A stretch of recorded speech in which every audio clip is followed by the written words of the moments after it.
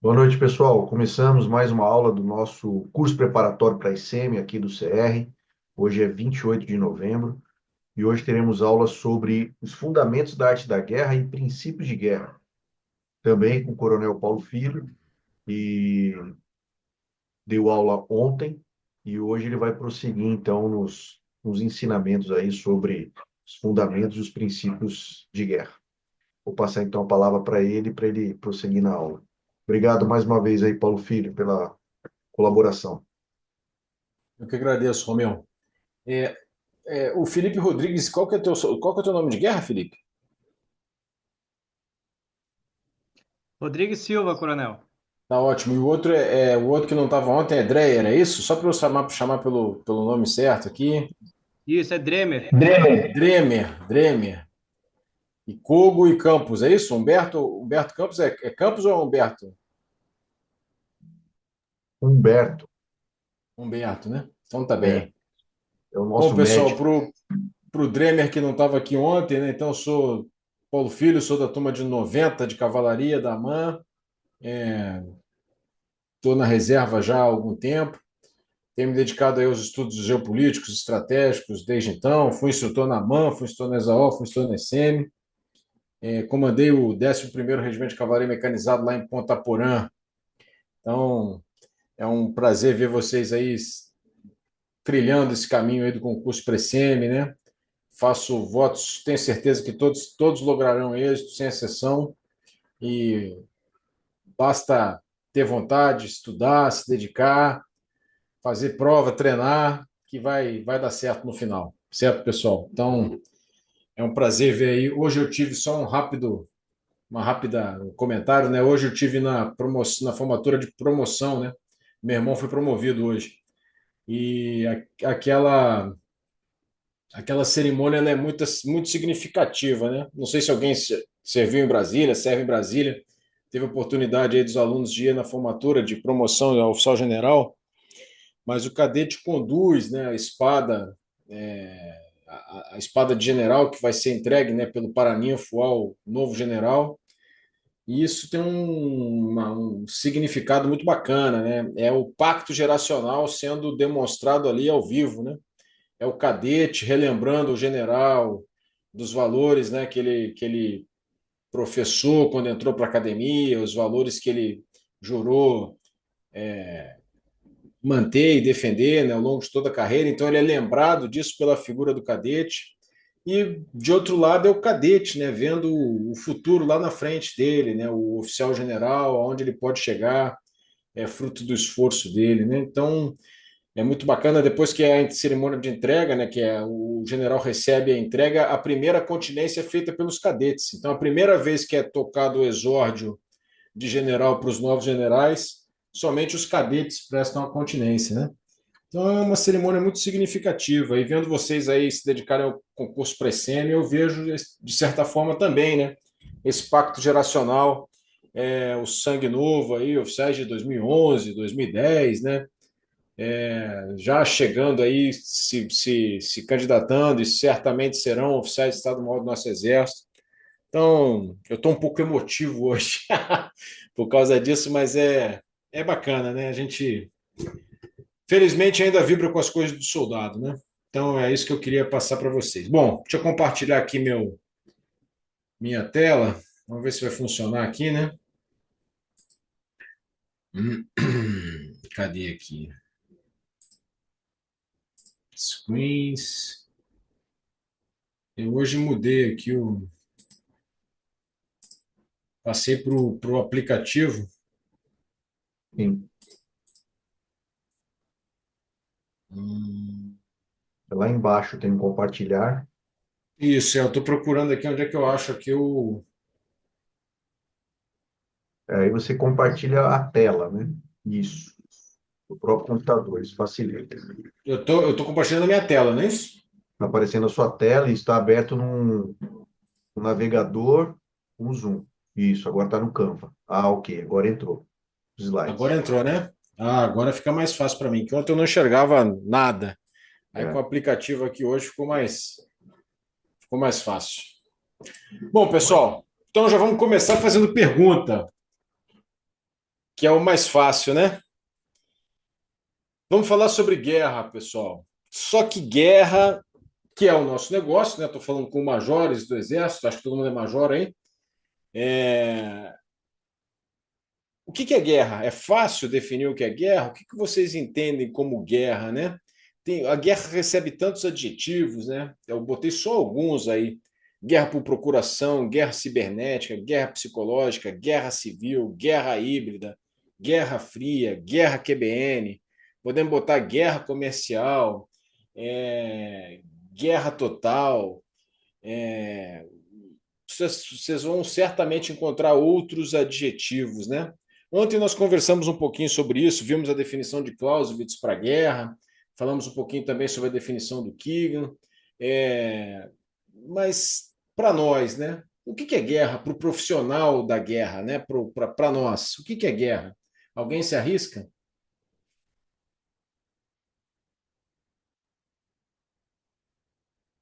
Ninguém se arrisca? Coronel, guerra seria um conflito geralmente entre instituições, entre grupos. Muito bem, é o Dremer que falou, né? Sim, senhor. Conflito entre instituições, está um pouquinho baixo. Instituições, você falou? Sim, senhor. Entre grupos os grupos barra instituições. Então você está incluindo aí, por exemplo, a guerra ao terror, o grupo terrorista, você está considerando dentro desse escopo aí de estados barra instituições, sim ou não? Nesse caso, sim. Sim, senhor. Então a Discordando guerra ao da posição. terror, para você, não estou dizendo que nem que está certo nem que está errado, nós vamos conversando aqui. Guerra ao terror para você se enquadra nesse escopo aí, Sim, senhor. tá bem? E um conflito entre tribos, um conflito entre gangues, pode ser chamado de guerra? Se enquadra nesse teu conceito? Acredito que nesse conceito, sim. E uma guerra econômica, sanções econômicas graves, né? Que têm o poder de fazer a coerção do outro Estado. Se enquadra? Na minha definição, sim. É conflito econômico, é um conflito, né? Não necessariamente violento. Ah, então já estamos chegando num novo ponto aqui. O conflito é não necessariamente violento, pode ser também considerado guerra. É uma pergunta. Na minha opinião, sim. Então uma guerra, você está incluindo aí a guerra comercial, né? Então, por exemplo, o Trump vai assumir a presidência dos Estados Unidos agora no dia 20 de janeiro. Ele disse já que vai no primeiro dia aplicar tarifas comerciais de 25% no Canadá, 25% no México e 60% na China. Você inclui isso aí dentro do teu conceito? Sim, coronel, no meu conceito, creio que sim. No dele, não, porque ele não pode fazer uma declaração de guerra sem autorização do Congresso, mas do próprio Trump, né? Tá bem. Obrigado, Dremer. Excelente. O Rodrigo Silva, Kogo e Humberto, vocês concordam aí com esse conceito do Dremer? Com esse grau de amplidão todo aí que ele tá colocando?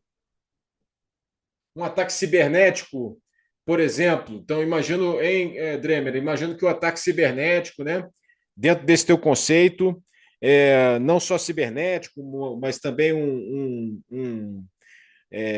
uma operação de informação grave, né, que você faça uma campanha de desinformação, por exemplo, para interferir no resultado eleitoral de um outro país. Podemos colocar tudo isso aí no mesmo bojo, não? Não, no conceito de guerra, sim, no mesmo bojo. Lógico que não são exatamente a mesma coisa, vão variar em intensidade. Tá bem. E aí, pessoal, vocês querem considerar alguma coisa aí? Rodolfo, acho que entrou aqui agora também. Não sei se Eu, estava en- aí eu já. entrei agora. Então, Rodrigo Silva, e aí, concorda com o que o Dremer falou aí? Positivo, coronel. Divergências, né, de opiniões, onde um grupo quer se sobressair ao outro, né? Tá bem. Conflito, divergência, exatamente isso mesmo. Humberto, Sim, senhor, eu concordo com esse conceito, né? E para ilustrar, a primeira guerra histórica aí registrada, né? é, Foi por Homero, na Guerra de Troia, lá no Peloponeso. Então, muito bem, pessoal. Então, vocês estão aí, ó, eu pedi para a inteligência artificial, para o chat GPT, hoje à tarde, desenhar um militar tentando encontrar aí uma definição sobre a guerra, né? E foi essa aí o desenho que o chat GPT me deu aí de presente. É, e nós estamos vendo ali o Dremer ali preocupado com todos os aspectos aí da guerra. Então, pessoal, vocês já se colocaram, vocês agora, né, fizeram um exercício que muitas pessoas, né, muitos antes de vocês já fizeram, né? Então, nós temos enormes divergências, um amplo espectro de conceitos, né, para tratar, definir o que seja a guerra, né? Começa com Grotius. Grotius é um pensador lá do século XVII, né? É a condição, né? O que é a guerra? A guerra é a condição, né? A condição dos que se enfrentam por meio da força. Então, para o Grotius, né, tem que haver o enfrentamento pela força, né? O enfrentamento pelas ideias, por exemplo, né, uma discussão, não é guerra. Para a definição do Grotius, tem que haver o emprego da força. A definição que nós vimos ontem do Clausewitz, né, um ato de violência destinado a obrigar o adversário a satisfazer a nossa vontade. Então, o Clausewitz, pessoal, já coloca o ato de violência, né? Como é que se define o que é violência ou não? Nós vamos continuar conversando sobre isso. Já o Keegan diz que a guerra não é apenas a extensão da política, né, como nós conversamos ontem em oposição ao Clausewitz, mas também uma prática cultural e um fenômeno social enraizado em aspectos psicológicos e culturais da humanidade. Então, você se lembra que ontem nós conversamos que o Keegan tinha essa preocupação antropológica, sociológica, cultural, né, muito forte. E o von Creveld, que é mais moderno, né, o Van Creveld, ele redefine a guerra, argumentando que os conflitos contemporâneos envolvem atores estatais e não estatais e ultrapassam os limites das definições tradicionais. Ele já se aproxima mais disso que o Dremer estava comentando, né? Ele considera a guerra como uma forma de luta organizada que não depende exclusivamente dos estados, né? Então, por exemplo, o Hamas. Hamas está lutando de forma organizada contra Israel e não é um Estado, né? Então, indo ao encontro do que o Dremer falou. É um ente não estatal, organizado, que está enfrentando o Estado de Israel, no caso, né? Muito bem. Só que essa definição, Dremer, que amplia muito o conceito de guerra, ela é uma definição que, na minha opinião, ela é um pouco. Ela joga contra os interesses dos profissionais da guerra. Vamos ver se vocês vão concordar comigo, né? Quando tudo é guerra, você dá a outros setores também a responsabilidade de enfrentar essa guerra, né?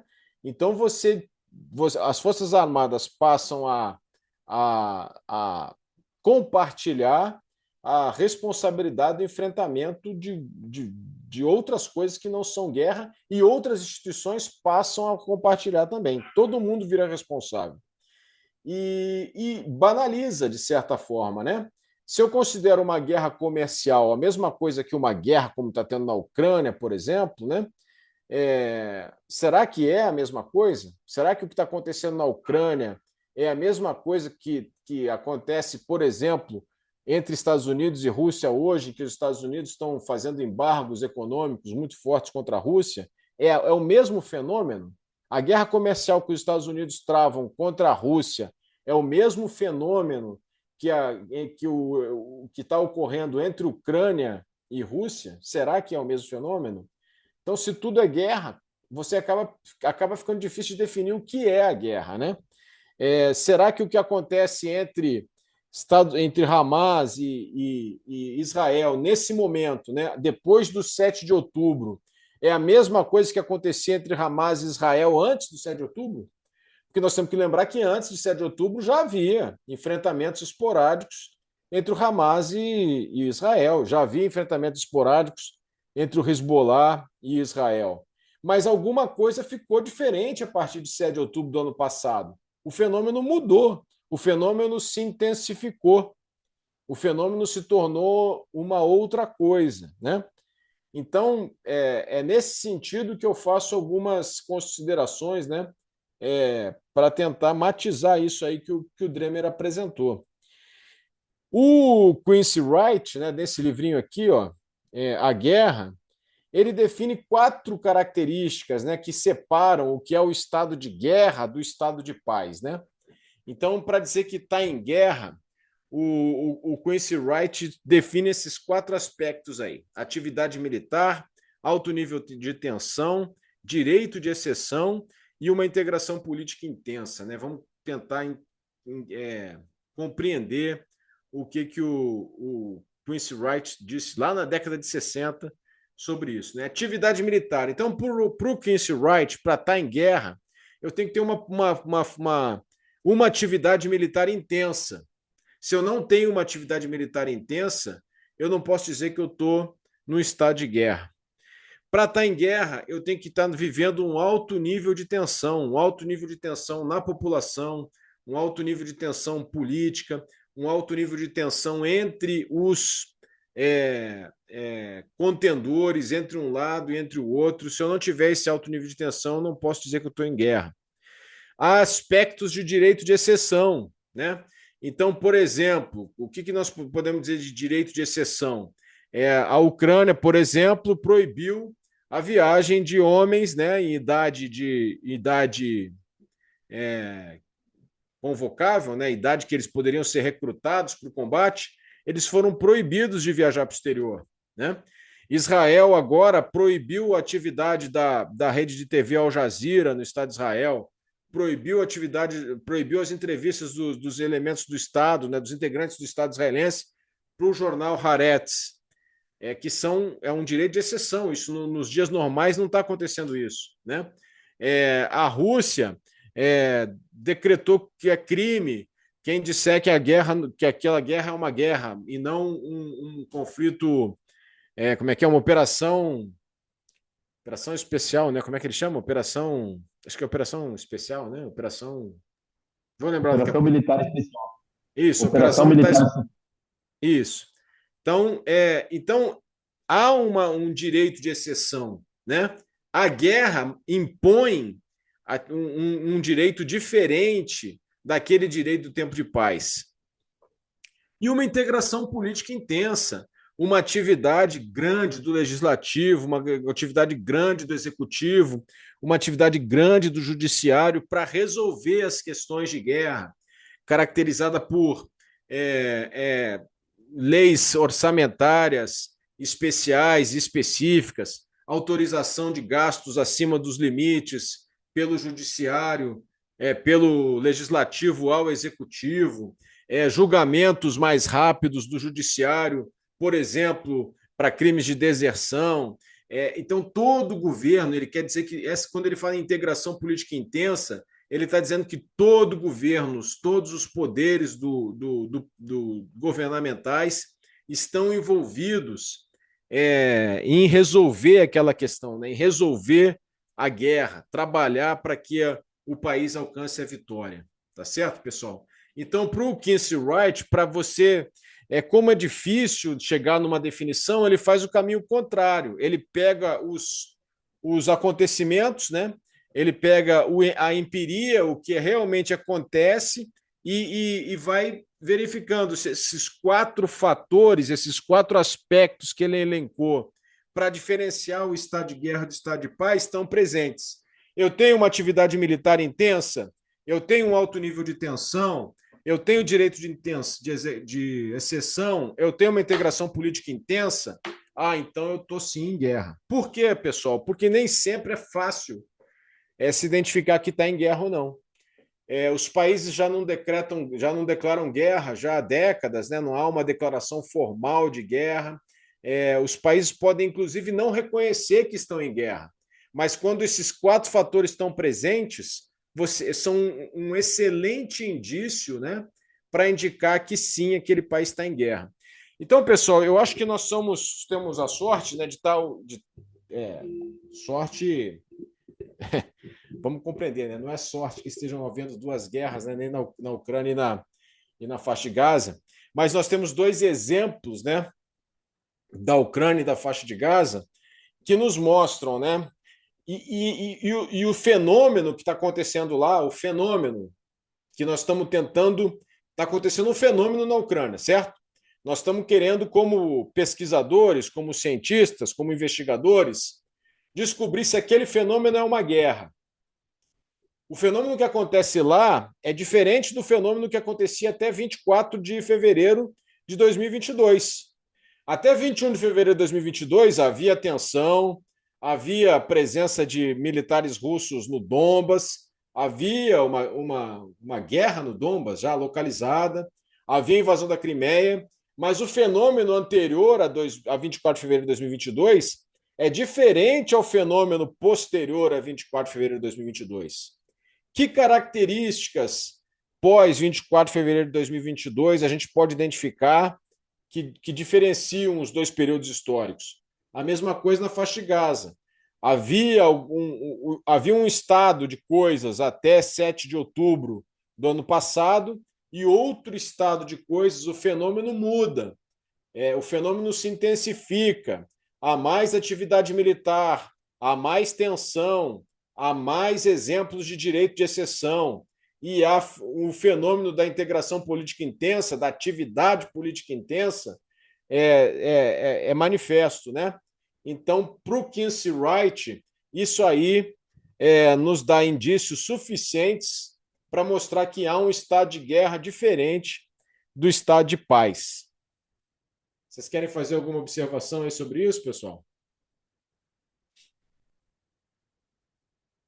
Tudo bem. E que área do conhecimento humano, né? Quem se dedica a estudar essas coisas, né? São os estudos estratégicos. Olha só, eu sou PTTC no Centro de Estudos Estratégicos do Exército, né? Uma das grandes dificuldades que nós temos é que as pessoas entendam o que a gente faz. O que são estudos estratégicos, né? O que é estudo estratégico? Nem todo mundo sabe. Não, fazer um planejamento de longo prazo sobre como vai estar a situação econômica do país em 2040 é um estudo estratégico? Será que é? Vamos ver qual é a definição de estudo estratégico. No sentido estrito do termo, implica no estudo do emprego dos meios de força, particularmente os meios militares, para alcançar o objetivo do Estado.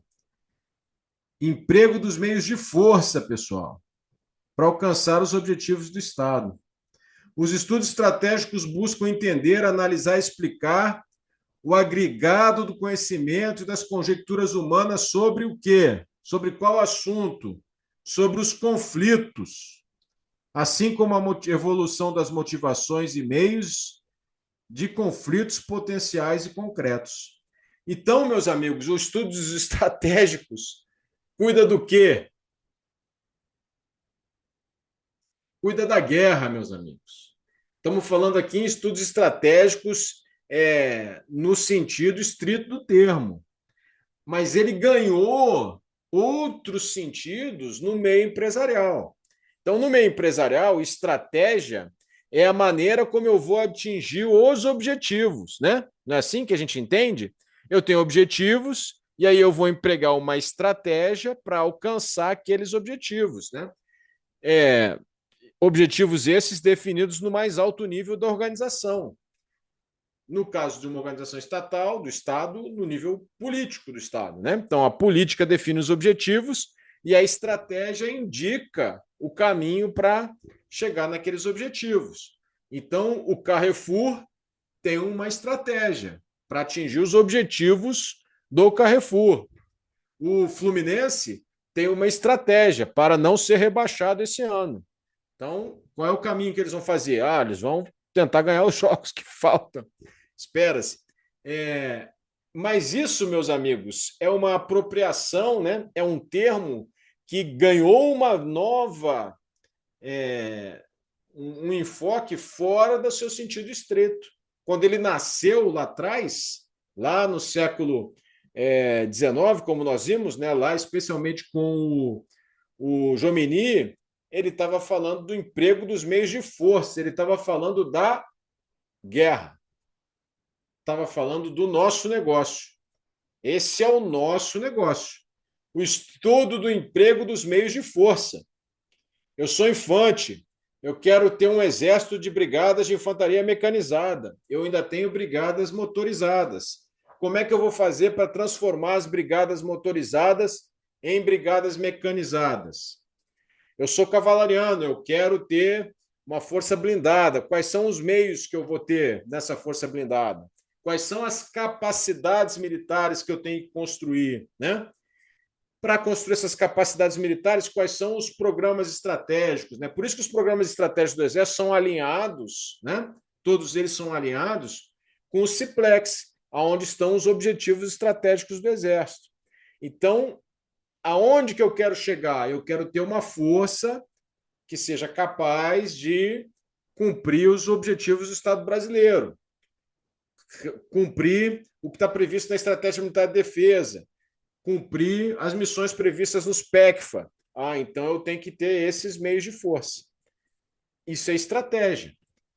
E também é o agregado de conhecimentos e de conjecturas humanas sobre os conflitos. Por isso que eu digo que lá no Centro de Estudos Estratégicos, o que a gente faz? Estuda.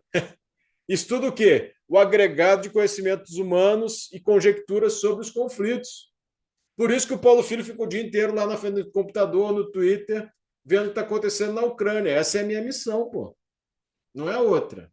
Certo, pessoal? Porque eu sou obrigado, por estar lá no CX, a estudar isso. Esse é o nosso papel. Esses são os estudos estratégicos.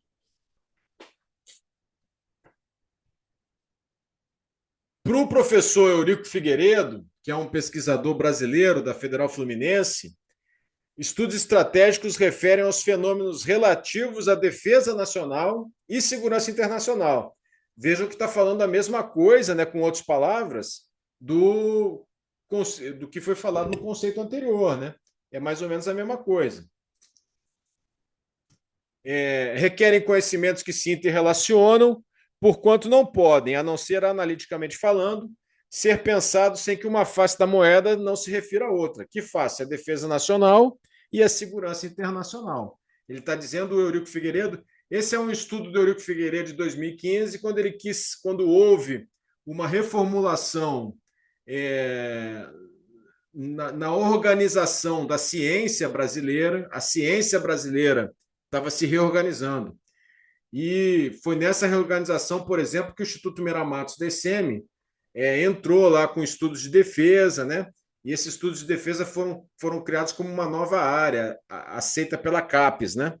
Muito bem. Ele propunha, na época, que os estudos estratégicos ganhassem na organização da ciência brasileira um status de independente, né? Os estudos estratégicos subissem de patamar para o mesmo nível, por exemplo, das relações internacionais, para o nível da ciência política, mas ele perdeu essa guerra. Não aconteceu isso. Os estudos estratégicos não foram alçados a essa condição, mas ele está aqui defendendo isso. Então, os estudos estratégicos estão dentro da defesa, que está lá pendurada, se não me engano, nas relações internacionais, na ciência política, não sei exatamente aonde. Mas essa era a intenção dele na época. Então, ele fez um estudo muito grande sobre estudos estratégicos. E aí ele fez esse quadro aí, pô. Mas o que é, então, estudo estratégico relacionado à defesa nacional? Se eu estou estudando ameaças novas e tradicionais, eu estou estudando estudos estratégicos. Antropologia militar, aprestamento militar, aquisição de material militar, atividade subsidiária das Forças Armadas, cerceamento tecnológico militar.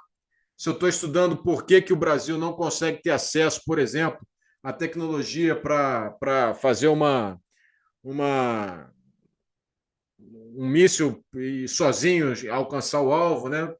Que essa tecnologia nós não temos, como que ela é cerceada, isso é estudo estratégico.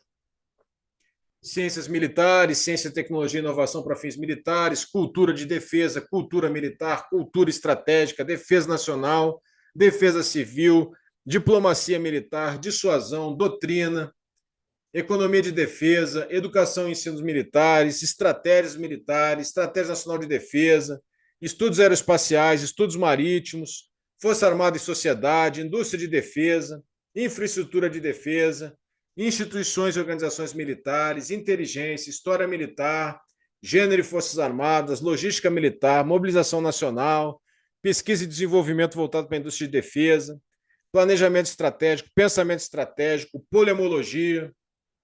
Polemologia é o estudo da guerra, pessoal.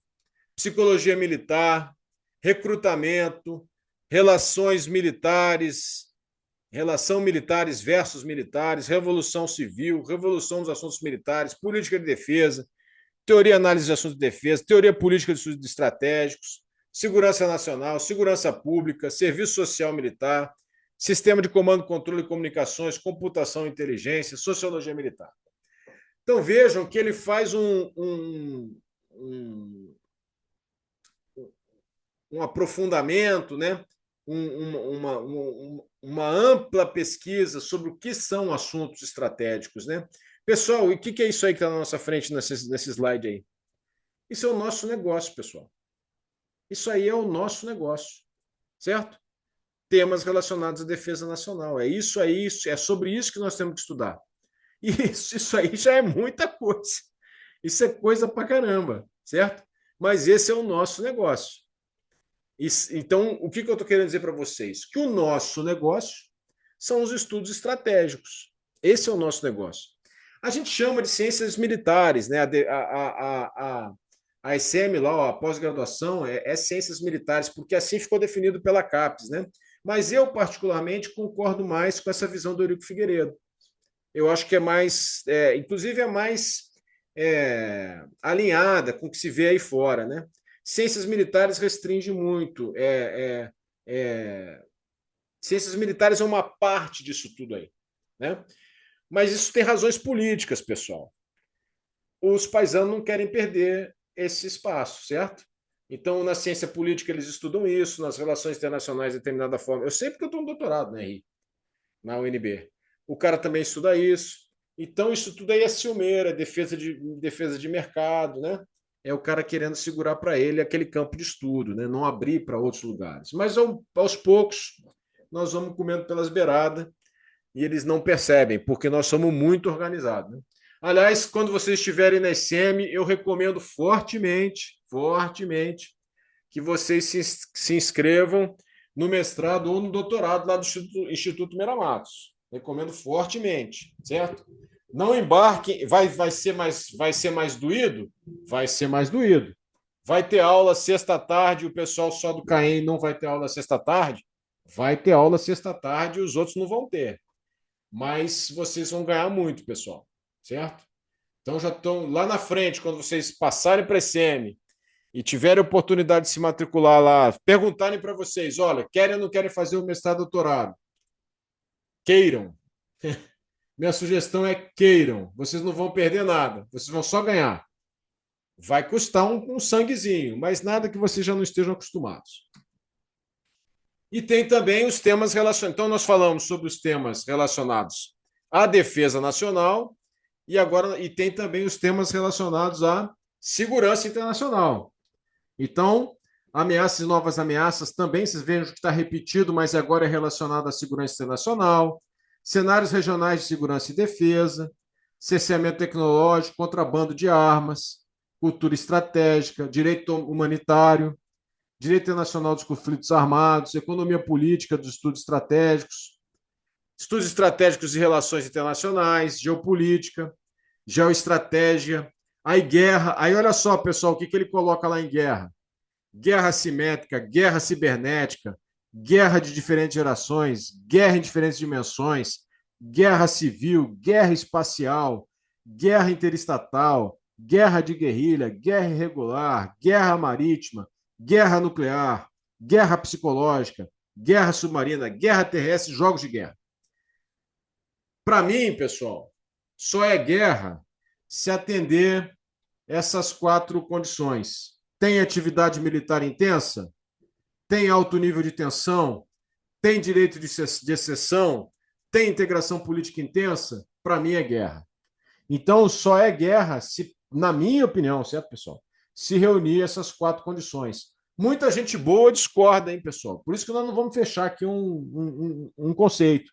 Muita gente boa discorda. Missões de paz, mobilização, narcotráfico, novas conflitualidades, mercenários e empresas militares privadas, organizações internacionais e regionais de segurança e defesa, operação de paz e segurança internacional, pirataria, política de segurança internacional, teoria e análise de assuntos de segurança, teoria política dos estudos estratégicos com viés de segurança, terrorismo e contra-terrorismo. Aí ele fala lá em terrorismo ambiental, terrorismo biológico, terrorismo cibernético, terrorismo nuclear, né? Então, pessoal, os estudos estratégicos, né, que são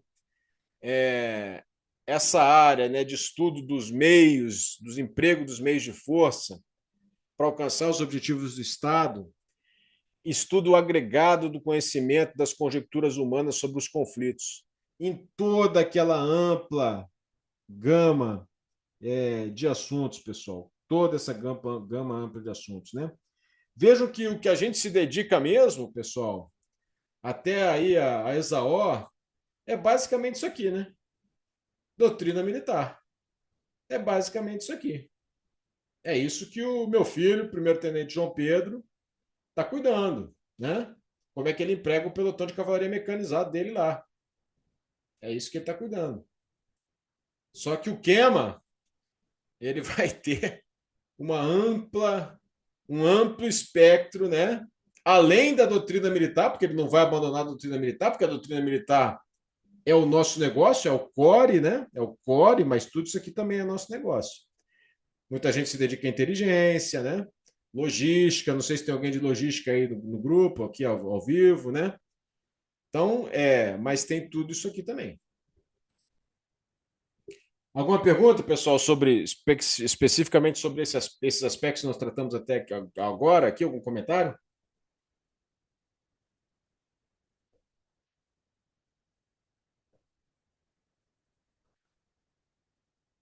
Muito bem. Romão, não sei como é que está hoje, se é igual a ontem. São 8h10 aqui no meu relógio, não sei se. É igual ontem. Temos aí até 9h30, né? E a gente faz o intervalo. Então, agora é um bom momento para a gente fazer. Não, então, só um pouquinho. Não, aqui então. Então, só mais esse slide. Ok. Então, pessoal, dentro dos estudos estratégicos tem a estratégia militar. A definição do nosso manual é que a estratégia é a arte e a ciência de prever o emprego, preparar, orientar e aplicar o poder militar durante os conflitos, considerando os óbitos existentes ou potenciais, visando a consecução ou manutenção dos objetivos fixados pelo nível político. Então, a diferença da estratégia militar para os estudos estratégicos, veja bem, até o slide anterior a gente estava falando sobre estudos estratégicos. Agora nós estamos falando sobre estratégia militar. A estratégia militar para o nosso manual 10.102 é a arte e a ciência de prever o emprego, preparar, orientar e aplicar o poder militar durante os conflitos. Ou seja, é um subconjunto daquele conjunto maior que a gente apresentou aqui, certo? Estudos estratégicos é uma coisa, estratégia militar é outra. E é arte ou é ciência? Ou é arte e ciência, né? Isso é uma discussão antiga, né? Por quê? Porque não tem fórmula do bolo, né? Por que é arte, né? Porque você tem aqueles caras brilhantes, né? Napoleão, Osório, Duque de Caxias, Sampaio, para não deixar os meus amigos infantes aí chateados. é, que enxergam, que tem a inspiração, que tem o feeling, né? Que tem a intuição, que em meio à incerteza, em meio à variedade das ameaças, à variedade das missões, as novas capacidades que surgem todo dia, né? Como é que eu vou usar o drone, como é que eu vou usar o míssil hipersônico, como é que eu vou usar computação quântica, como é que eu vou usar inteligência artificial. Então, o cara, no meio dessa incerteza, dessa variedade, né, de ameaças e de missões, do desenvolvimento humano, né, que é aceleradíssimo hoje, sempre foi, né, mas o meio desenvolvimento humano, ele tem o feeling, e aí está a arte, né, dessa forma entendida.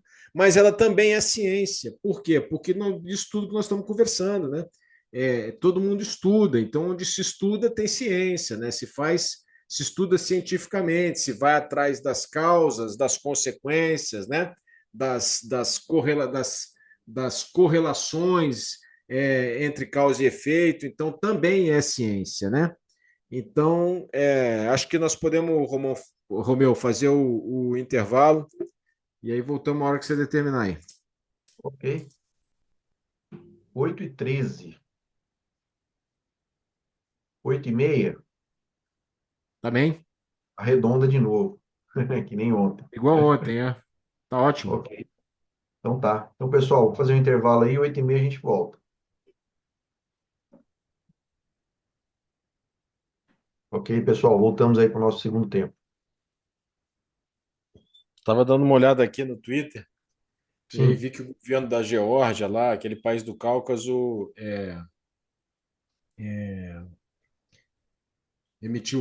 decidiu hoje congelar até 2028 a adesão do país à União Europeia, né? Imediatamente me lembrei de um fato, e aí começaram uma série de protestos, inclusive violentos, lá na Geórgia, que estão acontecendo nesse momento. A Geórgia tem a entrada na União Europeia inscrita na Constituição do país, né? Em uma situação praticamente idêntica, né, à que aconteceu em 2013 na Ucrânia, quando o governo resolveu não assinar, né, o Tratado de Associação à União Europeia, começaram os protestos do Euromaidan, que resultaram na queda do governo, perda da Crimeia, início da guerra lá no Donbas e a guerra da Ucrânia hoje, né? Impressionante, muito parecida a situação Ah, que está acontecendo na Geórgia agora com o que aconteceu na Ucrânia em 2013. Tudo bem. Vamos lá, pessoal.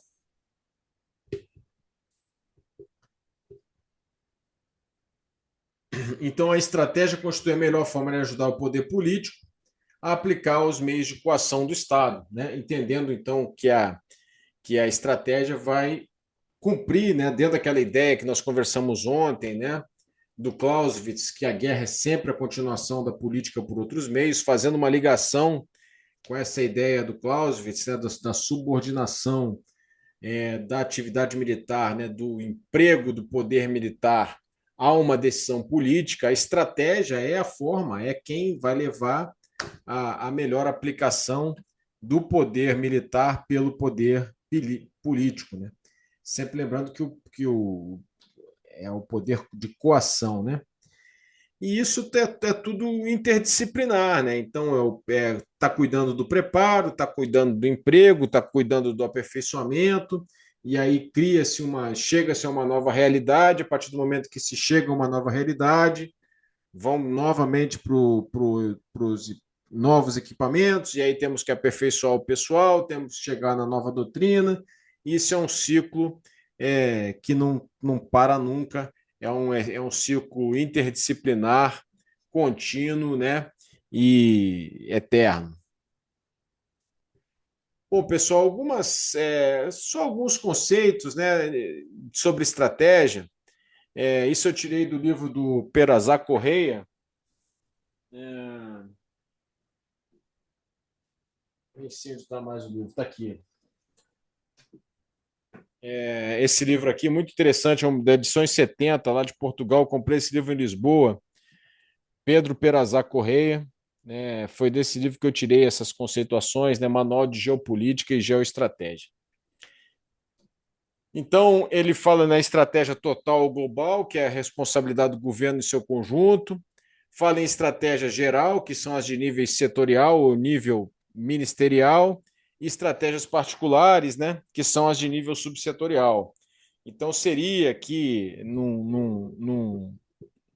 numa comparação, a estratégia nacional de defesa, a primeira, né, a total global, a estratégia militar de defesa, que é a de nível setorial ou ministerial, e a estratégia, o CIPLEX, né, o Sistema de Planejamento do Exército, no nível subsetorial, no nível da força, no nosso caso, no nível do Exército. Né?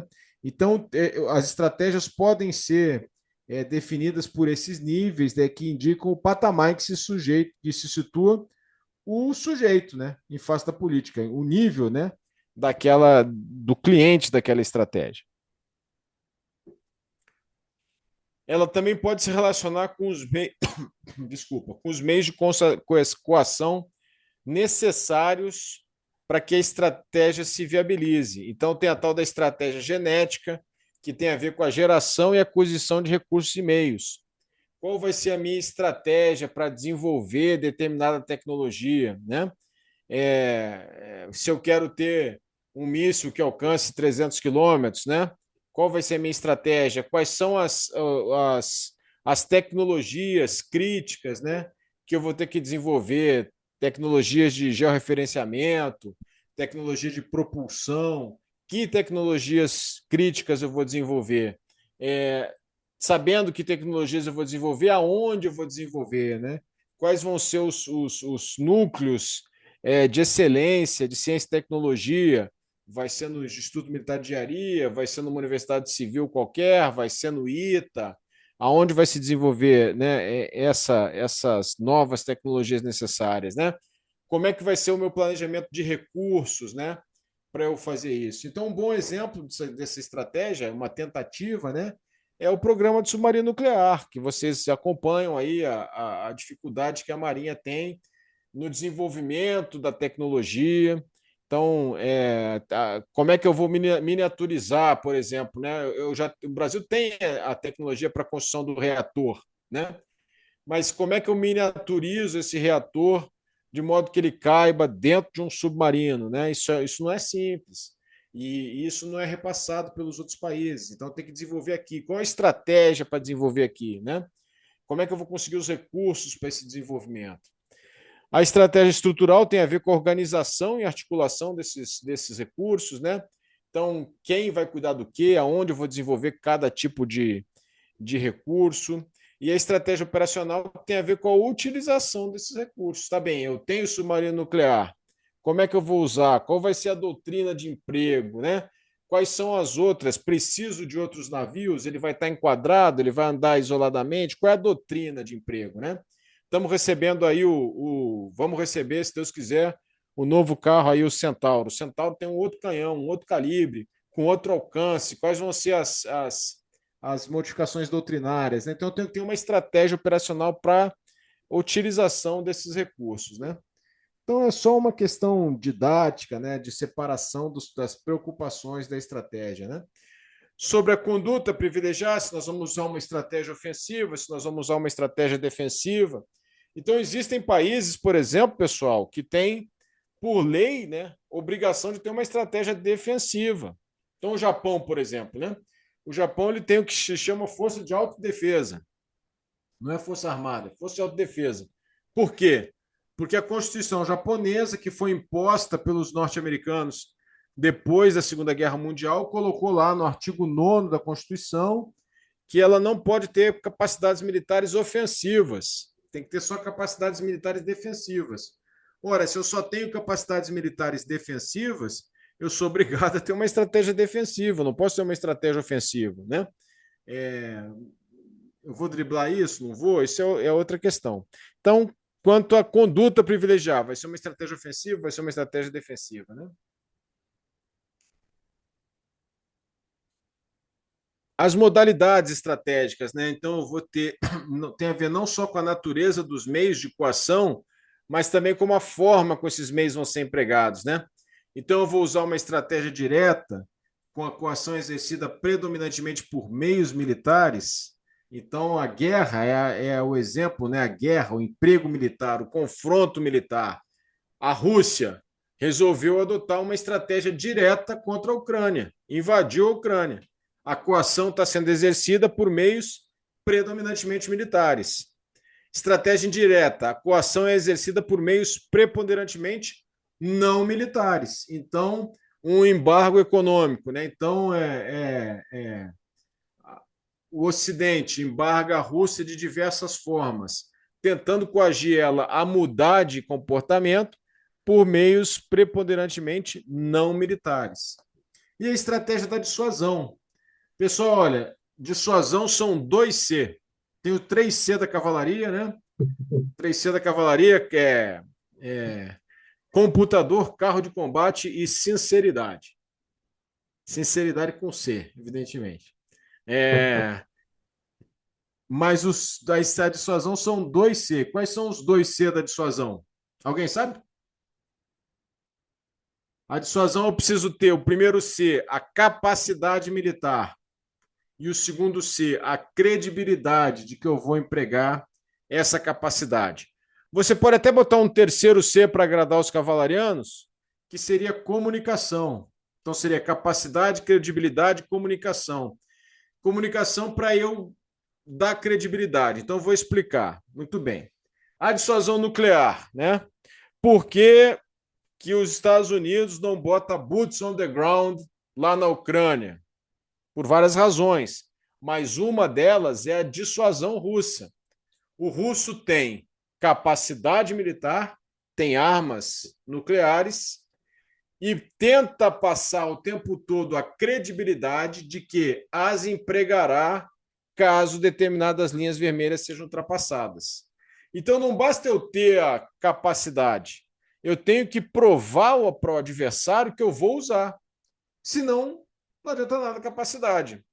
Se eu tenho na minha casa aqui uma pistola, mas o bandido tem certeza absoluta que eu não vou usar essa pistola por qualquer tipo de convicção ética, por exemplo, ou religiosa, ou porque eu não sei usar a pistola, eu não passo a credibilidade. Então ele pode entrar na minha casa. Eu não dissuadi ele de entrar na minha casa. Então não basta ter a capacidade militar, tem que ter a credibilidade de que vai empregar. E para ter essa credibilidade, a comunicação estratégica é muito importante. Então são 2C, capacidade e credibilidade, mas vocês podem botar um terceiro C aí, menorzinho, que é a comunicação para dar essa credibilidade. A estratégia da dissuasão. A dissuasão, pessoal, pode ser nuclear e pode ser convencional, né? A dissuasão clássica é a dissuasão nuclear, é a dissuasão que o general Boffre, francês, falava muito, teorizou bastante sobre ela, né? Então é a mútua destruição assegurada. Se eu sei que se eu tenho uma quantidade, se os Estados Unidos têm uma quantidade de mísseis, mas a Rússia também tem mísseis, não, né? De armas nucleares, né? Que podem ser lançados tanto por mísseis, quanto por foguetes, quanto por aviões. Mísseis, aviões, né? E submarinos, lançados submarinos. Mas eu tenho, se eu vou mandar de cá e o russo vai responder de lá e vai todo mundo morrer, é a dissuasão nuclear, mútua destruição assegurada, ambos têm capacidade nuclear, ambos têm a credibilidade que vão empregar. Mas a dissuasão pode ser também convencional, e essa é uma discussão grande. Inclusive, o CX vai abrir uma linha de pesquisa ano que vem para pesquisar dissuasão não convencional. Então, nós temos condição de dissuadir, por exemplo, a Venezuela a não usar o território nacional para invadir a Guiana Essequiba, caso dê na telha do Maduro? Nós acreditamos que temos essa dissuasão, né? Estamos trabalhando para ter essa dissuasão. Então, nós estamos levando para o 18 RCMEC lá em Roraima as capacidades militares que nós temos. Então, mandamos para lá o míssil 1.2, estamos mandando um novo míssil, mandamos para lá os carros blindados leves, aqueles Guaicuru, os primeiros Centauro vão para lá também, transformamos o esquadrão em regimento. Então, o que nós estamos fazendo com isso, pessoal? aumentando o C da capacidade. Agora, quem é que dá o C da credibilidade? É só o estamento militar? É só o general Tomás? É só o comandante militar da Amazônia? É só o comandante da brigada de Boa Vista? É só o comandante do batalhão de infantaria lá de Boa Vista, o comandante do regimento? Não. O poder político tem que passar essa credibilidade. Ele tem que dizer assim: olha só, Maduro, aqui não, velho. Aqui não. E se vocês se lembrarem, isso aconteceu. Houve um caso típico disso no Brasil ano passado. Vocês se lembram ou não? O ministro da Defesa, o ministro Múcio. O ministro Múcio foi para a imprensa e falou: a Venezuela não vai entrar 1 metro dentro do Brasil. Ele falou isso exatamente com essas palavras. O que ele está fazendo aí? Não sei se ele partiu de. Não sei quem é que orientou ele, não sei se ele tomou a iniciativa sozinho, não sei se ele conhece a teoria, né, que nós estamos passando para você aqui, da credibilidade, da capacidade da comunicação, né? Mas o fato é que ele fez. Ele comunicou que empregaria o poder militar para dar credibilidade para as nossas capacidades militares. Então, a dissuasão sem capacidade e sem credibilidade e que não é comunicada, não adianta nada. Por isso que vocês veem, pessoal, na imprensa, dia sim, dia não, o Medvedev falando que se passar determinada linha vermelha, a Rússia vai jogar uma arma nuclear num país da OTAN na Europa. Ele está blefando? Pode ser que esteja, mas ele está tentando passar a credibilidade. Então, isso aí é dissuasão. Quando falarem dissuasão para vocês, se lembrem sempre desses 2C. Pois não, Felipe? Coronel, sobre o Medvedev, não corre o risco do menino e o lobo, né? Fala, nunca faz, então acabar perdendo a credibilidade ao invés de ganhar a credibilidade. Corre o risco, sim, você tem razão. E ele perde a credibilidade, né? Então, o que a Ucrânia faz, né? A Ucrânia quer desmoralizar isso justamente para que ele não dissuada os seus aliados, né? Estados Unidos, Reino Unido, Alemanha, em apoiar a Ucrânia. Então, você vai lembrar que quando o pessoal, não sei se vocês viram isso, né? Quando aquelas primeiras brigadas entraram em Kursk, um meme que se espalhou pela internet era dizendo que era um meme mesmo, uma linha vermelha no chão lá, os soldados já tinham ocupado 1.000 quilômetros quadrados de território russo e não tinham encontrado nenhuma linha vermelha. Aí tinha uma foto dos caras procurando, né, sacaneando uma linha vermelha no chão, né? Para quê? Para ridicularizar exatamente essa credibilidade. Porque o Medvedev bota a linha vermelha, a Ucrânia ultrapassa, não acontece nada, bota a linha vermelha, ultrapassa, não acontece nada, a credibilidade vai caindo. Qual é o risco, Dremer, disso? Qual é o risco agora? É justamente sabendo disso, porque os russos não são burros, né? Eles sabem disso, eles estudam que nem a gente. Eles sabem, olha, se a gente continuar ameaçando e não fazendo nada, a nossa dissuasão cai por terra. Por isso que eles falaram mais grosso aí essa semana. Lançaram aquele míssil lá, míssil balístico, né? De alcance intermediário, uma arma estratégica capaz de levar ogivas nucleares, uma arma que não tinha sido usada ainda na campanha, e lançaram para mostrar, olha, eu estou falando sério. Para recuperar essa credibilidade. Mas você tem razão, Adriano. Por isso que o blefe ele tem que ser muito cuidadoso para não perder a credibilidade. Não sei se esclareci aí, Adriano. Sim, senhor. Então tá jóia. Mais alguma coisa aí, pessoal? Então vamos lá. Bom, pessoal, e aí chegamos nos princípios de guerra, né? Os princípios de guerra que é o... Bom, em princípios de guerra vocês são doutores, né, cara? Eu sou doutor em princípios de guerra desde cadete. Eu decorei lá, objetivo, ofensiva, massa, manobra, economia de meios, unidade de comando, simplicidade, segurança, surpresa. Decorei como cadete. Tenho certeza que todo mundo aí decorou como cadete. Mas vamos conversar um pouquinho aqui sobre os princípios de guerra. Para o Jomini, como nós conversamos ontem, e ele já falava sobre princípios de guerra, deviam ser tratados como mandamentos. Cumpre isso. Não entendeu? Decora. Para o Jomini, para o comandante lá. Filho, não entendeu? Decora. Objetivo, ofensiva, foi o que eu fiz, decorei. Objetivo, ofensiva, simplicidade, segurança, surpresa, né? E vocês, pessoal, se vocês se lembrarem disso nas provas desse ano, vai ajudar, hein? Já digo para vocês que vai ajudar. Para o Clausewitz, são uma combinação de ideias com um fundo de verdade, mas não suficientemente poderosas para serem obrigatórias. Por que o Clausewitz fala isso, pessoal? Por que nós conversamos ontem, né? Por causa da crença do Clausewitz, né? E é uma crença verdadeira, de que a guerra é o reino da incerteza, é o reino da fricção, né? Você vai dar ordem, a ordem não vai chegar no comandante subordinado, o carro vai atolar, a ponte vai cair, o rádio não vai falar, a munição não vai funcionar. Não sei se vocês viram hoje aí na internet que a munição de morteiro da Ucrânia tá horrorosa, né? Não passa, então um monte de tijolo quente, um monte de granada caindo curta, granada ficando presa no tubo do morteiro sem sair, né? Porque o calibre está errado. Então, quando o cara faz o planejamento, tá no papel do ataque, ele considera que ele vai botar a granada no tubo do morteiro e a granada vai sair, pô.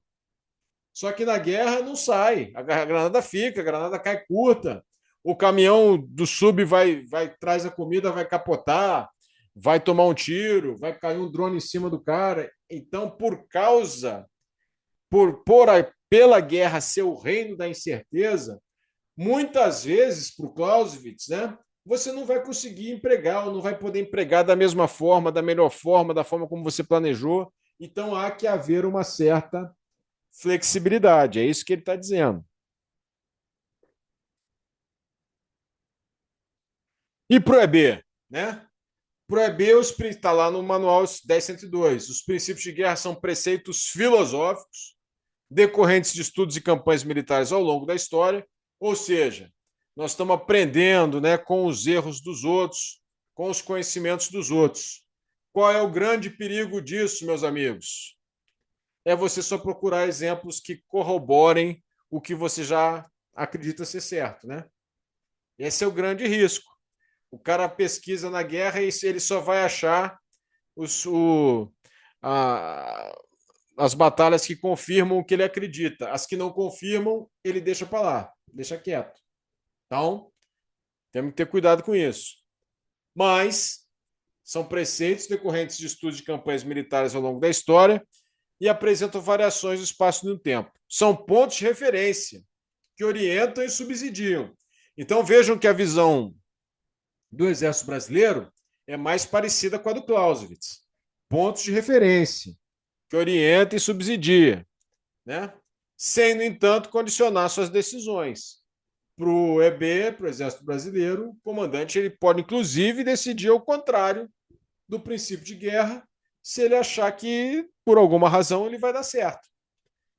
É lógico que quando ele fizer isso, ele tem que parar e pensar várias vezes, né? Eu estou aqui contrariando o princípio de guerra, por que eu estou fazendo isso? Pode fazer? Pode. Mas por quê? Por causa disso, disso e disso. Ok, vamos em frente. Então, eles aí, né? Objetivo, ofensiva, simplicidade, surpresa e segurança, economia de meios, massa, manobra, unidade de comando. Vocês se lembram que nós chegamos a adotar 11 princípios de guerra há um tempo atrás? Esses aí são os objetivos do meu tempo e do tempo do Romeu, que nós aprendemos lá. Vocês, Felipe, devem ter aprendido com mais 2 aí, não aprenderam? Ou mais 3? Quais eram os outros que tinham, que era os da Marinha lá? Bom, só que o Exército voltou atrás e voltou para os 9 originais. São esses aí. Muito bem. O objetivo, né? Diz respeito ao estabelecimento de objetivos claramente definidos e atingíveis, a fim de se obterem os efeitos desejados. Uma vez fixado o objetivo, deve-se nele perseverar, sem permitir que as circunstâncias da guerra o façam perdê-lo de vista. Agora, meus amigos, é que eu quero perguntar para vocês. Um caso histórico, uma batalha, alguma coisa que vocês se lembrem, né?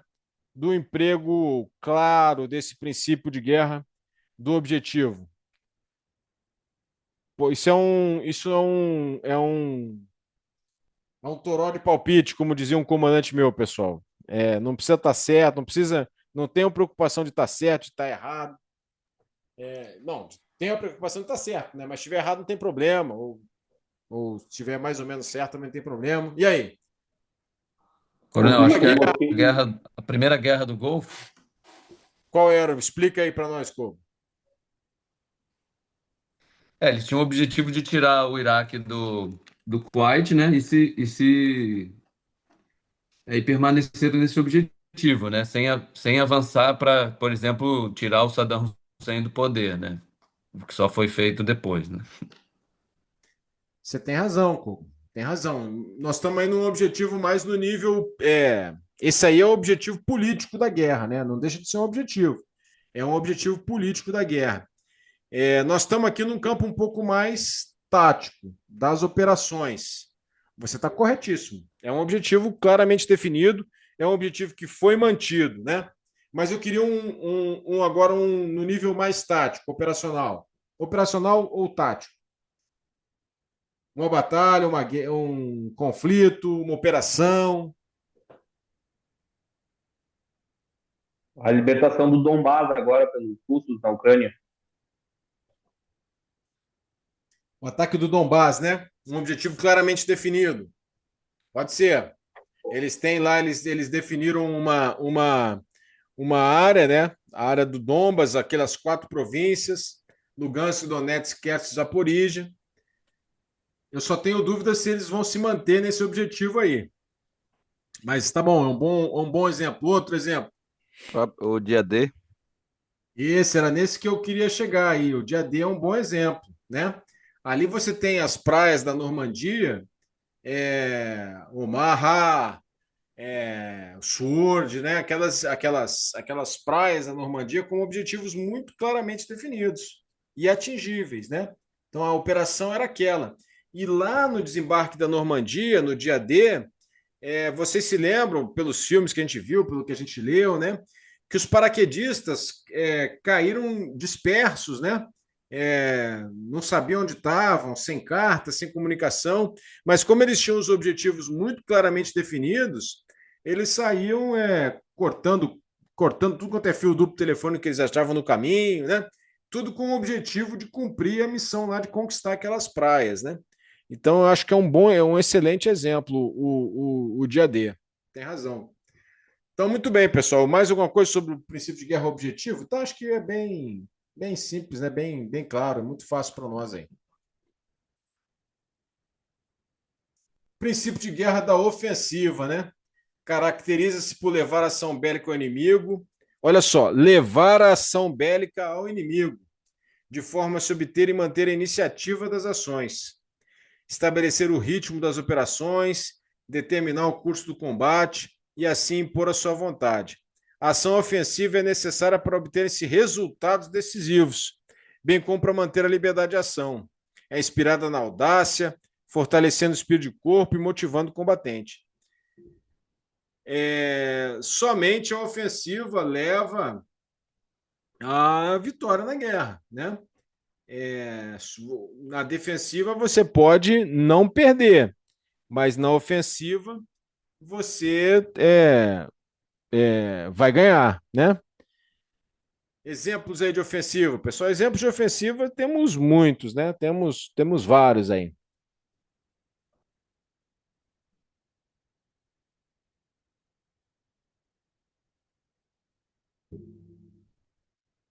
E aí, pessoal, ofensiva?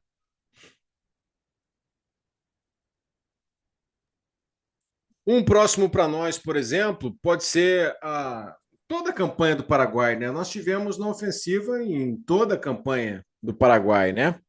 Turti foi uma operação que se caracterizou pela ofensiva.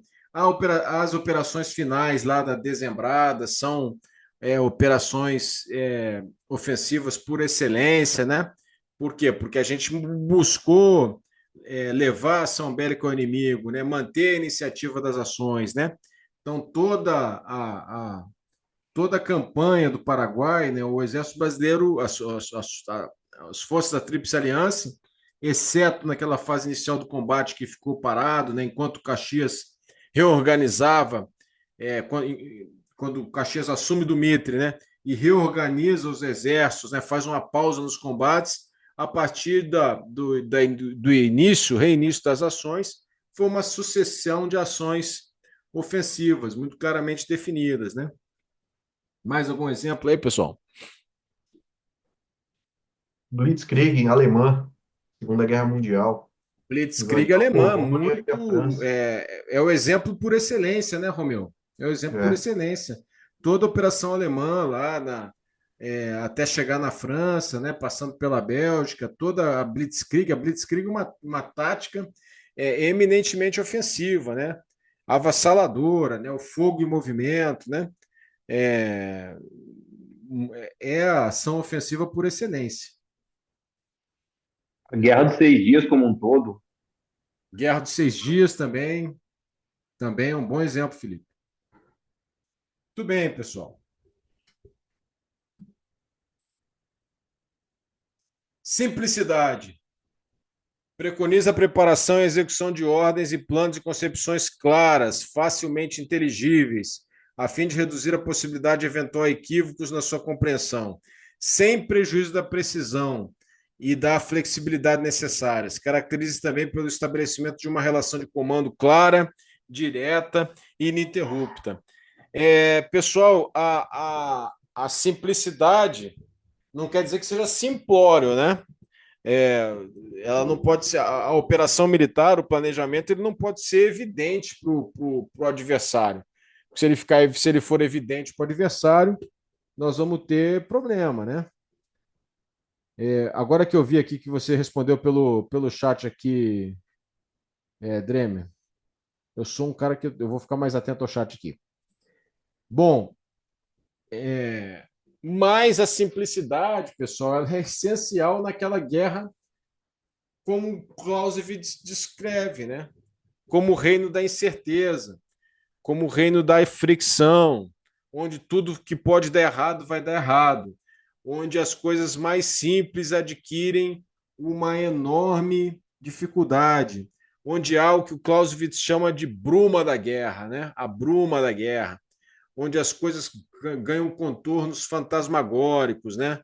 Porque tudo fica difícil. Então, se tudo é muito difícil, a simplicidade passa a ser uma coisa essencial, porque você garante que toda a cadeia de comando compreendeu exatamente o que precisa ser feito, compreendeu aonde se quer chegar, e vai trabalhar, todo mundo vai trabalhar no sentido de fazer, de que sejam alcançados os objetivos daquela campanha, né?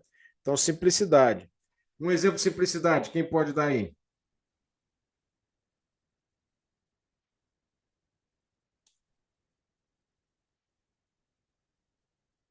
As campanhas nossas na FEB normalmente eram campanhas simples, né? Monte Castelo, a operação de Monte Castelo, por exemplo, se vocês forem, já devem ter visto, né? O esquema de manobra é um esquema de manobra muito simples, né?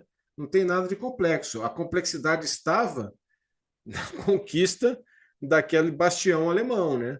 Enfrentar um inimigo muito aguerrido, muito forte, tudo, né? Mas a ação em si era uma ação bastante simples, não tinha nenhum mistério ali.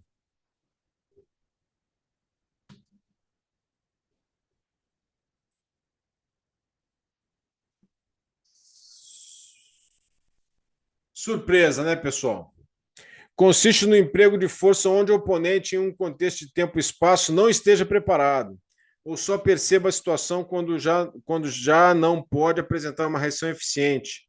O comandante, que obtém o efeito surpresa, poderá alterar a seu favor, de forma decisiva, a correlação de forças em combate. Deve ser buscado no nível estratégico, operacional e tático. Manifesta-se pela originalidade, audácia nas ações, sigilo, inovação tecnológica e, sobretudo, pela velocidade da execução das ações e dissimulação da intenção.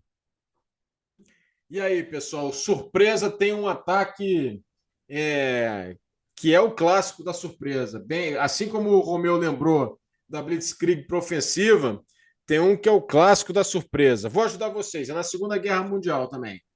O ataque da França pelas Ardenas. Ataque à França pelas Ardenas, pode ser, muito bem. Ofensiva das Ardenas. Mas tem um mais clássico ainda, que levou os Estados Unidos à guerra. Ah, Pearl Harbor. Pearl Harbor, né? Pearl Harbor é o ataque surpresa por excelência, né? Pegou o inimigo onde não estava preparado e só percebeu a situação quando já não podia apresentar uma reação eficiente. Manifestou-se pela originalidade, pela audácia, sigilo, inovação tecnológica, velocidade de execução e de simulação das intenções.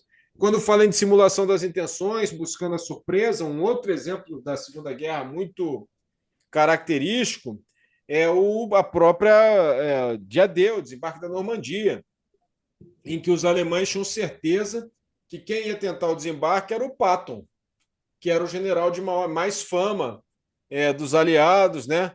O Rommel, que estava responsável pela defensiva alemã, não acreditava que outro general, a não ser o Patton, fizesse o ataque. E aonde estava o Patton, vocês se lembram?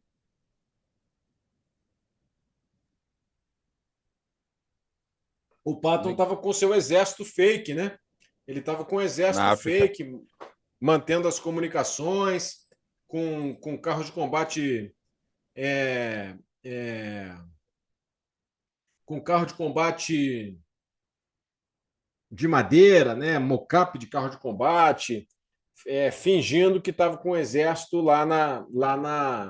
no norte da Inglaterra. Então, também buscando a surpresa. Alguém falou Austerlitz aqui no chat. Por que, Rodrigo Silva, Austerlitz? Explica para nós aí. O Napoleão ele atrai ali o exército russo ali para aquele lago de gelo. E daí, quando o exército russo está ali no lago, ele manda as tropas dele destruir aquela área ali e é pego de surpresa ali o pessoal, né? Muito bem, excelente exemplo. Obrigado. Muito bom. Segurança. Consiste nas medidas essenciais à liberdade de ação e preservação do poder de combate necessário ao emprego eficiente da força terrestre, tendo por finalidades negar ao inimigo o uso da surpresa e do monitoramento, impedir que ele interfira de modo decisivo em nossas operações e restringir a liberdade de ação nos ataques a pontos sensíveis do nosso território ou de nossas forças, né? A segurança já é mais difícil da gente caracterizar uma batalha, né? Onde a segurança esteja presente, né? É lógico que ela está presente em todos os momentos. Negar ao inimigo o uso da surpresa. Então, com operações de segurança, né? Flancoguardas, vanguardas, retaguardas, com a instalação de linhas de posto de vigilância, uso de satélite, e modernamente, uso de satélites, monitoramento do espectro eletromagnético, cibernética, né? Então, tudo isso são medidas que são utilizadas para negar ao inimigo a surpresa, para eu estar sempre ciente, né, do que está acontecendo e evitar que ele nos surpreenda, né? Então, esse é o princípio da segurança. Vocês lembram de alguma questão, de alguma situação aí que leve O Iron Dome característica? do de Israel. O Iron Dome de Israel? É. Nesse sentido, toda antiaérea, né, seria um emprego da segurança.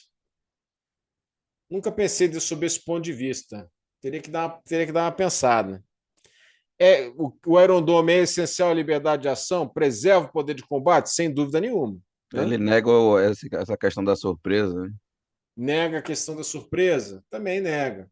Eu acho que você tem razão. Tem razão. Fui surpreendido agora, não tinha pensado nisso. Mas acho que você tem razão.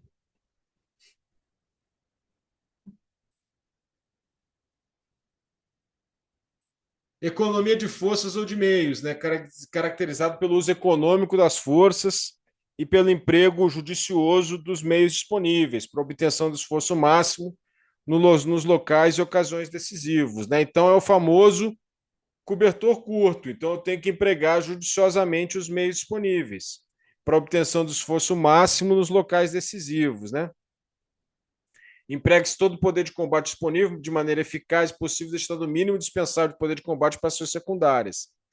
Então, eu vou economizar forças em determinada parte da frente para que elas estejam disponíveis em outras partes da frente. Isso significa correr riscos. O cara corre riscos, né? Ele só tem meios limitados e, por só ter meios limitados, ele economiza os meios. Um exemplo clássico, pessoal, que eu pesquisando para dar essa aula encontrei sobre isso, eu não sabia, né? É na Batalha de Stalingrado. Na fonte que eu pesquisei, dizer que os russos usaram o emprego judicioso dos meios disponíveis em Stalingrado para poder fazer face ao ataque alemão aonde ele se manifestava. Então, eles correram riscos em partes correram risco em parte da frente para poder botar um poder de combate suficiente para segurar os alemães em Stalingrado, e eles conseguiram fazer isso. Então é um exemplo que eu consegui encontrar aqui pesquisando. Não sei se você tem algum exemplo aí de economia de forças, economia de meios aí, claro, é mais difícil de encontrar. Campanha da Itália, quando após ali, né, antes do dia D, quando eles retiram parte das tropas da, do Teatro de Operações da Itália para fazer os ataques à França, né?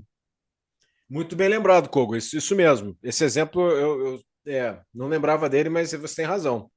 Exemplo muito bom.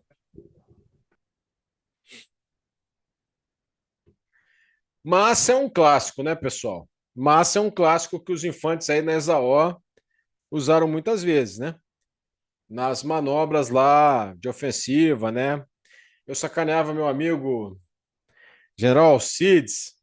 General Alcides, chefe do Você Consegue, era meu canga, construtor da ESAO, e ele era instrutor de ofensiva. Eu falava, Alcides, é muito fácil essa tua matéria aí. Você faz um ataque limitado de um lado, faz um ataque desbordante do outro, emprega massa e está sempre certo. Você só vai mudar o lado.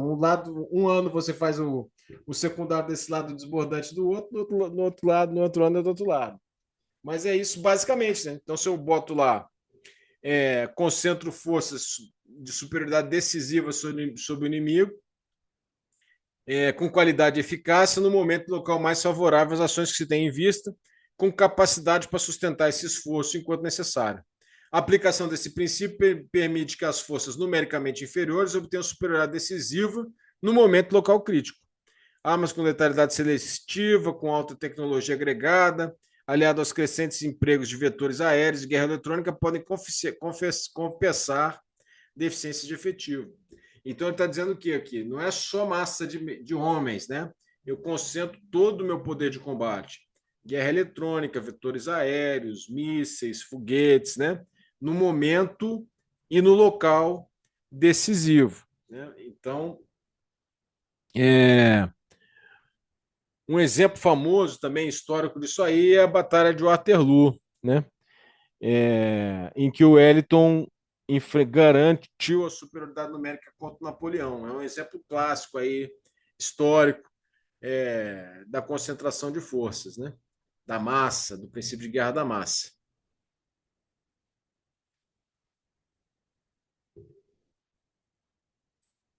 O princípio de guerra-manobra caracteriza-se pela capacidade de movimentar ou dispor as forças de forma a colocar o inimigo em desvantagem relativa e assim atingir os resultados que, de outra forma, serão custosos em homens e material. Contribui para obter a superioridade, aproveitar o êxito alcançado, preservar a liberdade de ação, bem como reduzir as próprias vulnerabilidades. A manobra procura destruir a coesão inimiga por meio das variadas ações localizadas e inesperadas.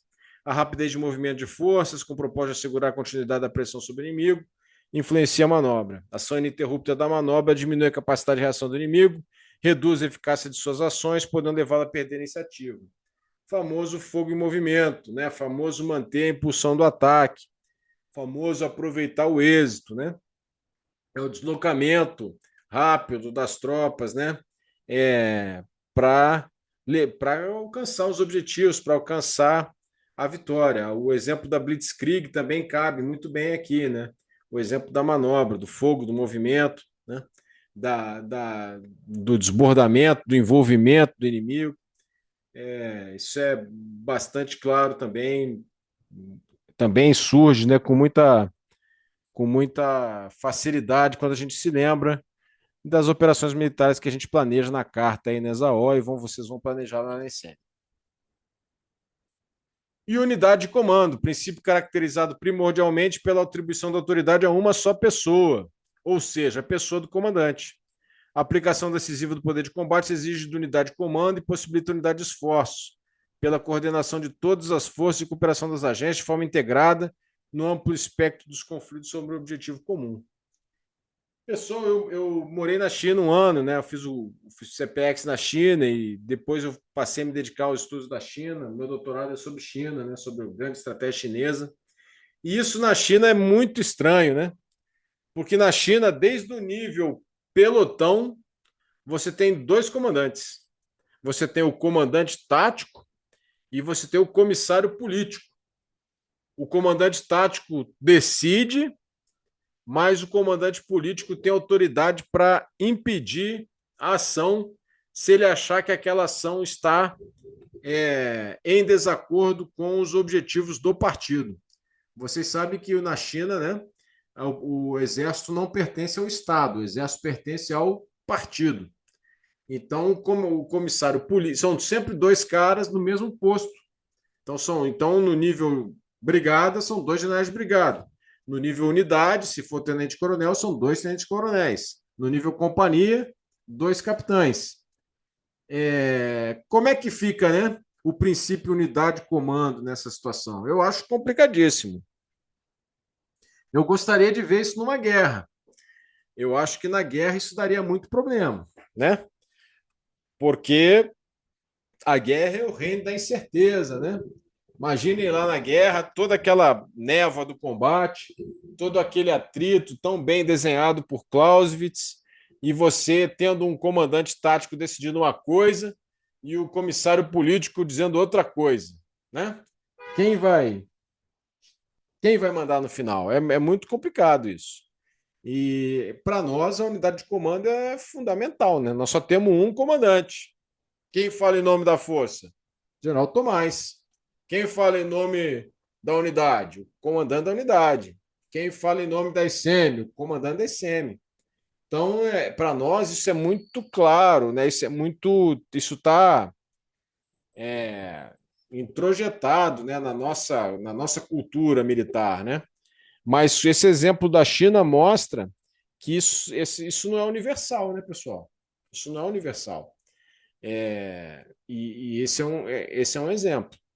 Vai funcionar na guerra contra os Estados Unidos? O que vocês acham? Dá certo um sistema desse aí ou não?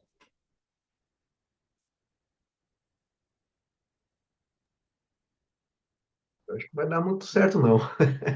Na hora da decisão, vão ficar os dois discutindo. Eu Se um acho não muito estiver complicado, concordando, Romero. né? Eu acho que em tempo de paz está tudo certo. Né? Em tempo de Sim, paz, claro. ninguém vai morrer, está tudo certo. Mas em tempo de guerra, ainda mais com a aceleração, né, do combate atual, com as decisões tendo sido tomadas muito rápidas, né? E esse é um problema de todo. Além disso, né, o chinês tem um problema grave de iniciativa. Porque como eles são muito autoritários, né, dependem muito da decisão do escalão superior, qualquer coisa que saia do script, os caras ficam desesperados. Então, um exemplo simples, né? Um exercício do terreno, uma viagem. Imagina, nós éramos um curso com 104 oficiais de 53 países diferentes. Desses 104 oficiais, mais de 30 generais. Aí o ônibus para e você tem 40 minutos para visita. Até nego desembarcar do ônibus, até nego subir no ônibus. É claro que isso vai dar furo, né? E como eles não tinham autoridade para mudar nada, sem falar com o chefe, os caras ficavam desesperados. Situação de conduta para eles era uma coisa E a guerra, né? Eu ficava pensando sobre isso, né? E a guerra, como é que vai ser? Bom, Coronel, nesse conflito atual aí, a Rússia, no início da guerra, apresentou algo parecido, né? Você acha que teve alguma muito bem mudança nessa. lembrado. Você está falando do Putin centralizar tudo nele? É, sim, senhor. E aí parecia, o que pareceu é que as tropas não tinham liberdade para mudar, né, alguma coisa. É. Isso é uma coisa muito importante que você está lembrando, Kogo. É fundamental que você está lembrando, né? Qual é a grande crítica que se fez a isso aí no início da guerra pela Ucrânia? Os comandantes operacionais lá na ponta, né?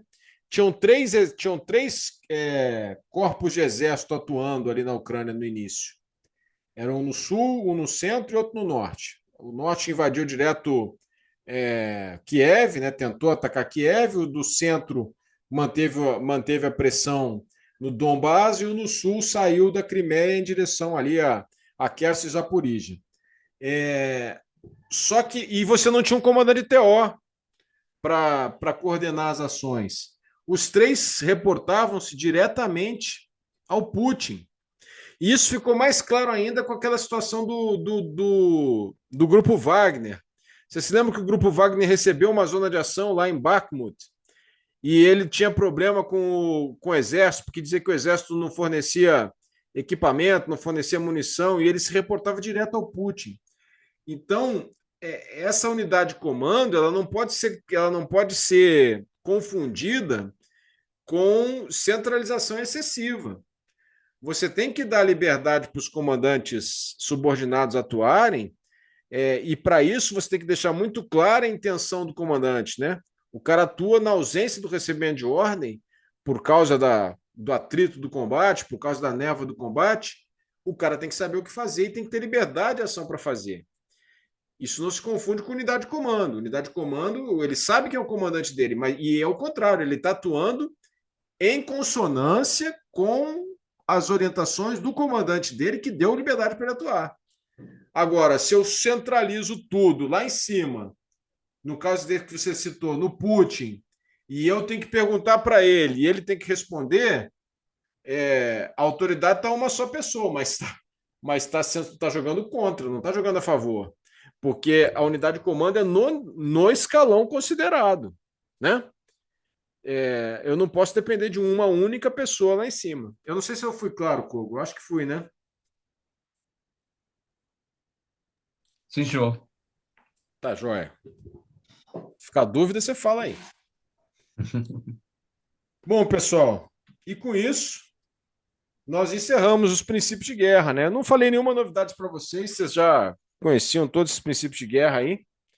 E com isso aí, meu amigo Coronel Romeu, estou aberto aí às últimas perguntas, né? Temos aí ainda um tempinho, mas também está quase acabando já. E eu só tenho a agradecer a atenção de vocês, é um privilégio, mas estou aqui aberto a qualquer dúvida. Eu notei duas perguntas aqui. Exatamente na guerra da Ucrânia, né?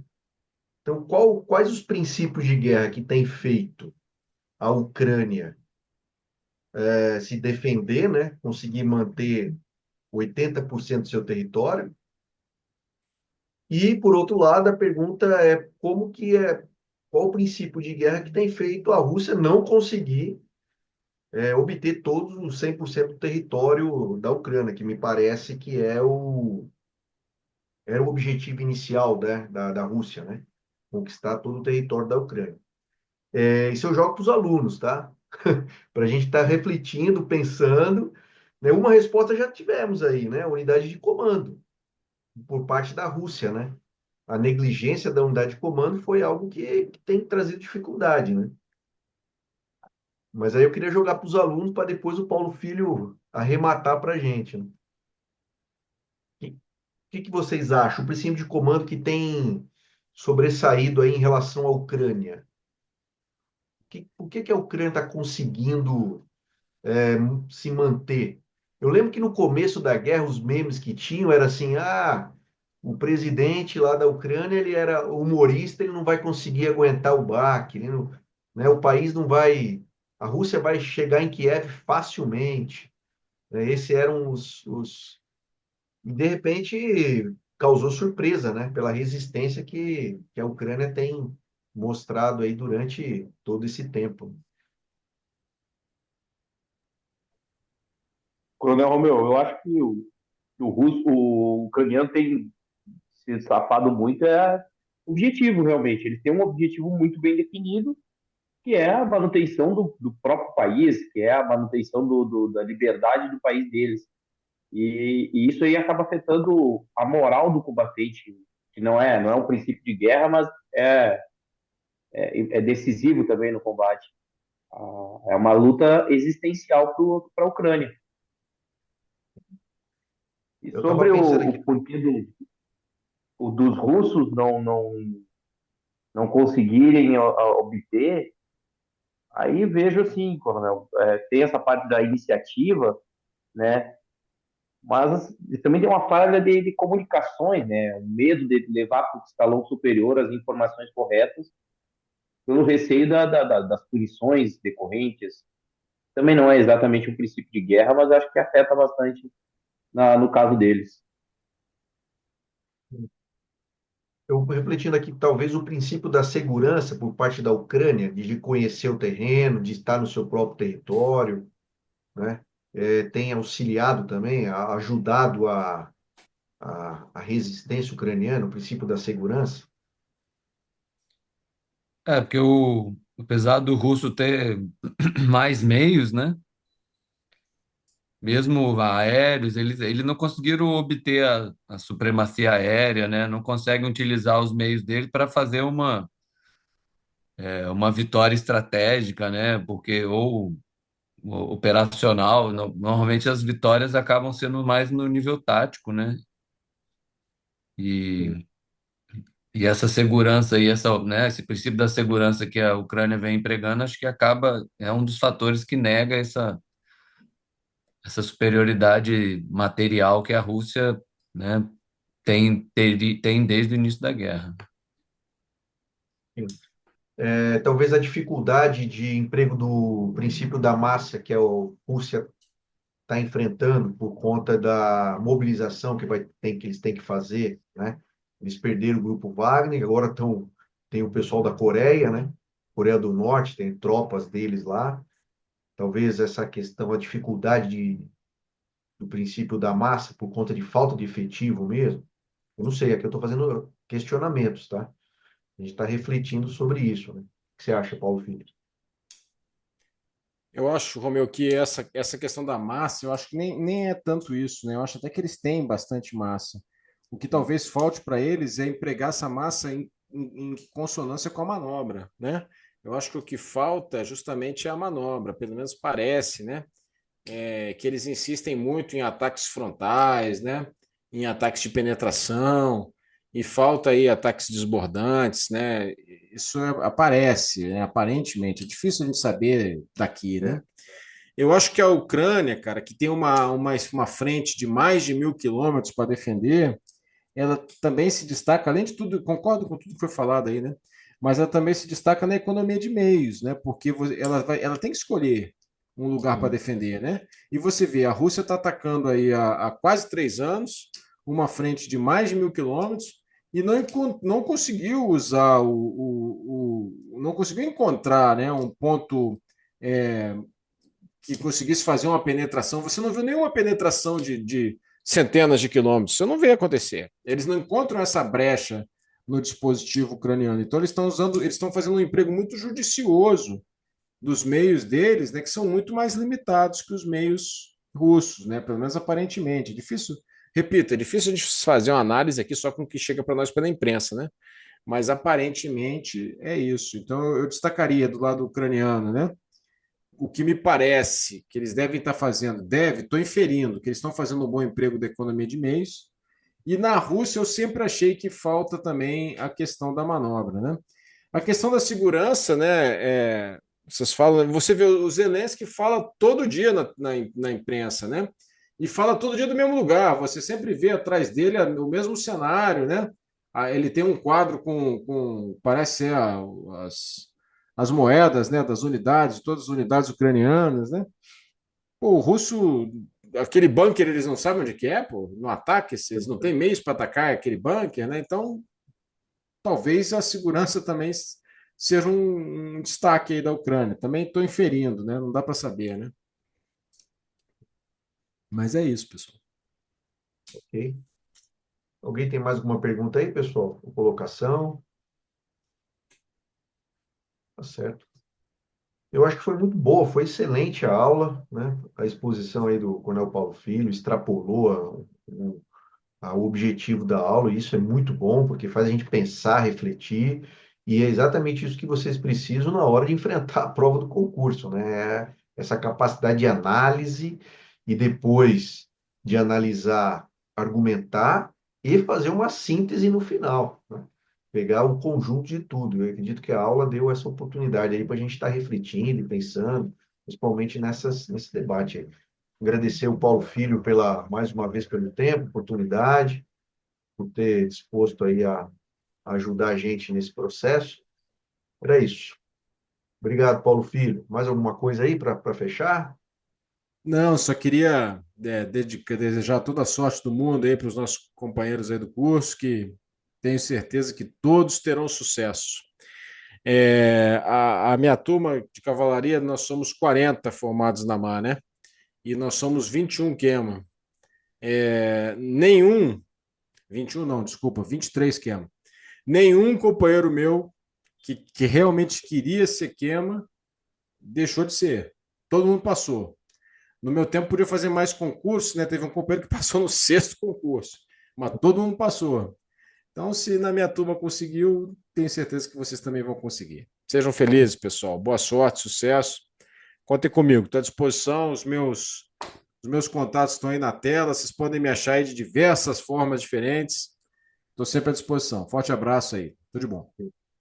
Obrigado. Obrigado, pessoal. Bom final de semana, bom estudo. Até semana que vem. Um abraço. Até mais, pessoal.